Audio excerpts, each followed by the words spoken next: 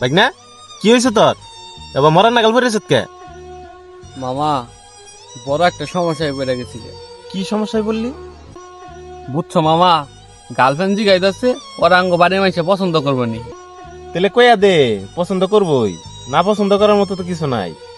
প্রথমে আমিও ভাবছিলাম পছন্দ করব, তুমি ভাবছো মামা যিনি শুধু আঙ্গ বাড়ির মাইসে আমার এই পছন্দ করে না, কিন্তু কিবা করে ওরা পছন্দটা করবো।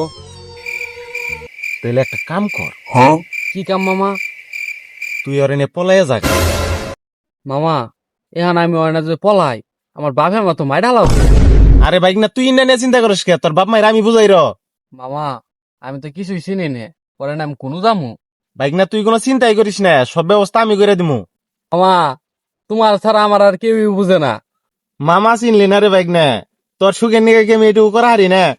মামা তুমি সব ব্যবস্থা করো, আমি আজকে ওখানে পলাইতেছি। যাও যাও, এতদিনে সুযোগটা পাইছি। মামা কি এ সুযোগ? আরে কিছু না কিছু না, ওই যে আমি রাত্রে কয়ে রাখতেছি, তুই যা যা যা, অন্যকে যা। ও বলছিল মামা আমি গেতাছি, দোয়ারা হন জানি আঙ্গনিকে। যা যা, তোর বাপ হেও আমার বুন্ডারে নিয়ে বগেরে পলাইছিল, আজকে তোরে দে ওই প্রতিশোধটা নিলাম। মামা গেলাম।